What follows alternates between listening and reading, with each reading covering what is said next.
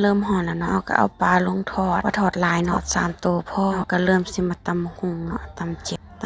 ตำให้มันหมดนี่เฮาก็สิมาปอกเปลือกมังหุงเนาะมังหุงตัวหวานนี่เนาะยังครึ่งนึงเนาะนี่ก็ตัดภาพมาปลาเฮาใกล้สิสุกแล้วนี่เฮาก็เริ่มสิมาขูดมังหุงเลยเนาะขูดจนสิเบิดพุ่นละนี่เฮาก็เริ่มมาปรุงแจ่วเนาะใส่เครื่องปรุงต่างๆนานาเนาะมักนาวมักเล่นเนาะ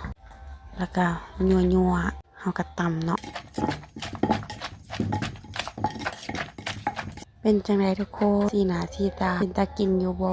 แล้วล่ะเนาะเฮาก็ยกให้ประธานบริษัทซิมมันจมตะวันนี่แหละว่าอยากกินตำบักหุ่งทอดปลาเฮาก็จัดให้มันเนาะจมก็เก่งแต่ว่าเฮ็ดหยังก็บ่เป็นนี่เฮาก็มาแต่งเนาะพอดีลูกสาวเฮ็ดเพิ่นก็เฮ็ดสีหน้าสีตาดีใจเพราะว่านี่ก็7 โมงแล้วนางป้าน้อยก็เริ่มหิวข้าวแล้วเนาะเพิ่นก็บ่ท่าไผเนาะมานั่งก่อนอยากกินข้าวแห้งเนาะนี่แม่เฒ่าเพิ่นก็มากินข้าวเนาะแล้วก็เอิ้นหลานแล้วเนาะว่า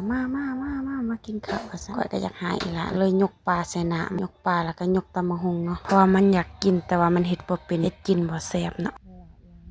จังหน่อยทุกคนสิเบื่อมาเด้อทุกคนมากินข้าวเช้านำกันเด้ออาหารบ้านๆเฮาเนาะมีแต่ซ้ำนี่แหละกินตอนเช้าแล้วก็ยังตอนแลงเนาะโอ้ยอุกใจแต่ละมื้อแต่ละเดย์บ่จักสิเฮ็ดกินหยังให้ครอบครัวกินเนาะเฮาเป็นแม่ครัวแต่ละมื้อเฮาก็อุกใจเนาะกับแนวกินแนวอยู่บ่ว่าหลายเนาะทุกคนเนาะมาเด้อมากินข้าวนำกันเด้อตามส้มแซ่บๆปลาทอด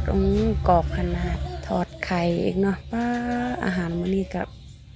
แซ่บคักแซ่บแน่กินแต่3แม่ลูกเนาะกับหลานอีก2คนเนาะคลิปนี้ก็จบสลายเนาะมีพอมากินนะคันพอมากินนำนี่คือสิแซ่บครอบครัวก็บ่ครบหน้าครบตาสำหรับทุกคนเนาะต่างคนต่างไปติชมได้เด้อทุกคนคอมเมนต์ได้เด้อฝากติดตามผลงานได้เด้อทุกติชมได้เด้อคอมเมนต์ได้ติชมได้เด้อ